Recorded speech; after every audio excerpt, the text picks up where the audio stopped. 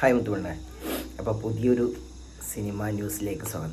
ഇന്നത്തെ വീഡിയോ പറയുമ്പോൾ അത് നിങ്ങൾക്ക്, അതായത് പ്രേക്ഷകന് സംവദിക്കാനുള്ള കേട്ടോ.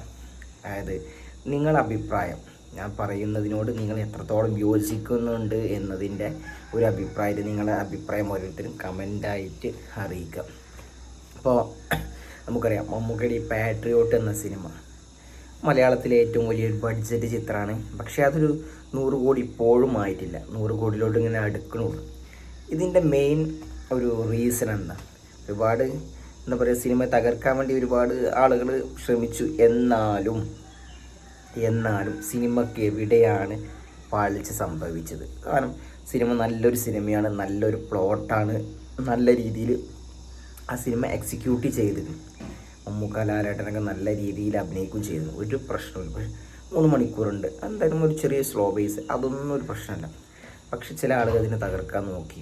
എന്നാലും ഇത്ര വലിയ 2 താരങ്ങൾ അഭിനയിക്കുന്ന ചിത്രമാണ്.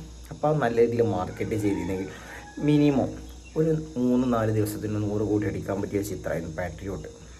അതിൻ്റെ മെയിൻ ഫാൾട്ട് പറയുമ്പോൾ അതിൻ്റെ പ്രൊഡക്ഷൻ, അതായത് ആൻഡോ ജോസഫ് എന്ന പ്രൊഡക്ഷൻ്റെ ഒരു പാളിച്ചന്. കാരണം അവരൊരു കൃത്യമായ രീതിയിലുള്ള ഒരു ബുക്കിങ്ങോ അല്ലെങ്കിൽ പ്രൊമോഷൻ്റെ കുറവ് തന്നെയാണ്. കാരണം നമ്മളൊരു നല്ല രീതിയിൽ ഇപ്പോൾ നമുക്കറിയാം, എമ്പുരാൻ എന്ന ചിത്രം എത്രത്തോളം നെഗറ്റീവ് ആ ചിത്രത്തിന് കിട്ടി. എന്നാലും ആ സിനിമ നല്ല കളക്ഷൻ കിട്ടി.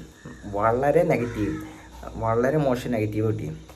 പക്ഷേ ആൻ്റണി പെരുമ്പാവൂർ എന്ന പ്രൊഡ്യൂസർ ഒരു മിടുക്കനെയാണ്. ആ ചിത്രം അത്രത്തോളം കളക്ഷൻ കിട്ടി. അല്ലെങ്കിൽ ആ ചിത്രം കളക്ഷൻ കിട്ടില്ല എന്നുള്ളത് 100% ഉറപ്പുള്ള കാര്യമാണ്. മിക്ക മോഹൻലാൽ സിനിമക്കും ഈ ആൻ്റണി നിർമ്മിക്കുമ്പോൾ എന്താ വെച്ചാൽ മാക്സിമം പ്രമോഷനും ഇപ്പോൾ 21-ന് റിലീസാവുന്ന ദൃശ്യം എന്ന ചിത്രം 10-11 ദിവസത്തിന് മുമ്പ് അവർ ബുക്കിംഗ് തുടങ്ങി. പ്രീസെയിൽ ബുക്കിംഗ് നല്ലോണം ഉണ്ട്. അതിൻ്റെ ഇൻ്റർവ്യൂ കാര്യങ്ങളൊക്കെ എന്നോ തുടങ്ങി. നമ്മുടെ ഈ പാട്രിയോട്ടിൻ്റെ 1-2 ദിവസം മുമ്പ് അതിൻ്റെ ഇൻ്റർവ്യൂവിൻ്റെ കാര്യങ്ങൾ പുറത്തു വന്നത്. അതിൻ്റെ പ്രീസെയിൽ ബുക്കിംഗ് 3 ദിവസത്തിന് മുമ്പൊക്കെയാണ്. അതൊക്കെ വളരെ വലിയ പാളിച്ചാണ്. അപ്പോൾ ഇനി വരാൻ പോകുന്ന മമ്മൂക്ക ചിത്രങ്ങൾക്ക് ആ രീതിയിൽ അങ്ങനെ ഒരു സംഭവം വരാൻ പാടില്ല. നല്ല രീതിയിൽ പ്രകാരം നല്ല അടിപൊളി ചിത്രങ്ങളാണ്. നിതീഷിൻ്റെ പടം വരുന്നുണ്ട്, അതുപോലെ തന്നെ നമ്മുടെ ഖാലിദ് റഹ്മാൻ്റെ പടം വരുന്നുണ്ട്. ഒരുപാട് പടങ്ങൾ വരുന്നുണ്ട്.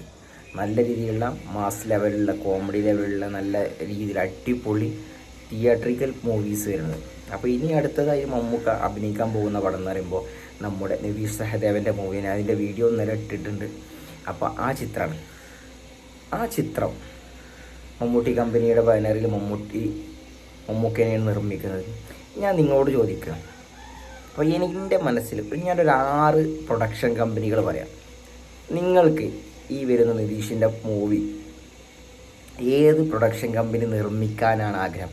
എന്തായാലും മമ്മൂക്ക കമ്പനിയാണ് അതിൻ്റെ പ്രൊഡക്ഷനൊക്കെ ഏറ്റെടുത്തത്. ഏറ്റവും മലയാളത്തിലെ മമ്മൂക്ക കമ്പനി നിർമ്മിക്കുന്ന ഏറ്റവും ബഡ്ജറ്റ് മൂവിയാണ്, ഏറ്റവും കൂടുതൽ ദിവസം ഷൂട്ടുള്ള മൂവിയൊക്കെയാണ്.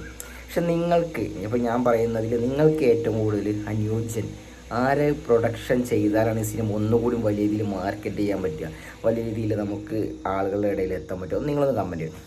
ഒന്നാമത്തത് ആൻഡോ ജോസഫ്, 2 ക്യൂബ്സ് എൻ്റർടൈൻമെൻറ്റ്സ്, 3 ജോബി ജോർജ്, അതായത് ഗുഡ് വിൽ എൻ്റർടൈൻമെൻറ്റ്സിൻ്റെ ജോബി ജോർജ്, 4 ഗോകുലം മൂവീസിൻ്റെ ബാനർ ഗോകുലം ഗോപാലൻ, 5 കാവ്യ ഫിലിംസിൻ്റെ ബാനറിൽ വേണു ചേട്ടൻ, പിന്നെ ഫ്രൈഡേ ഫിലിംസ്. ഇങ്ങനെ 6 ഞാൻ ആശീർവാദ് പറയാത്തതെന്ന് വെച്ചാൽ മമ്മൂക്ക പടം, അതുകൊണ്ട് പിന്നെ അത് പറയണ്ട. ഇനി 6 ക്യൂബ്സ് പറഞ്ഞു, കാവ്യ ഫിലിംസ് പറഞ്ഞു, ഗുഡ് വിൽ എൻ്റർടൈൻമെൻറ്റ്സ് പറഞ്ഞു, ഫ്രൈഡേ ഫിലിംസ് പറഞ്ഞു, ആൻഡോ ജോസഫ് ഫിലിം കമ്പനി പറഞ്ഞു, അതുപോലെ തന്നെ ഗോകുലം മൂവീസാണ്. ഈ പ്രൊഡക്ഷൻ കമ്പനികളിൽ ആര് ഈ സിനിമ, അതായത് നിതീഷ് മമ്മൂക്ക മൂവി ആര് ഏറ്റെടുത്താലാണ് നല്ല രീതിയിൽ വൈഡായിട്ട് റിലീസ് ചെയ്യാനും പ്രമോഷനും ചെയ്യാൻ പറ്റുക? നിങ്ങളൊന്ന് കമൻറ്റ് ചെയ്യണം. മാക്സിമം നിങ്ങൾ വീഡിയോ ഷെയർ ചെയ്യുക, നിങ്ങളുടെ അഭിപ്രായം കമൻറ്റ് ചെയ്യാം.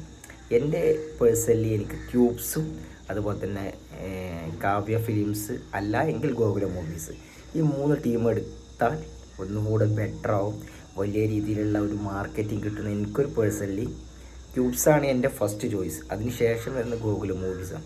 നിങ്ങളുടെ അഭിപ്രായം കൂടെ ഒന്ന് കമൻറ്റ് ചെയ്യുക. മാക്സിമം കമൻറ്റ് ചെയ്യുക, ഷെയർ ചെയ്യുക.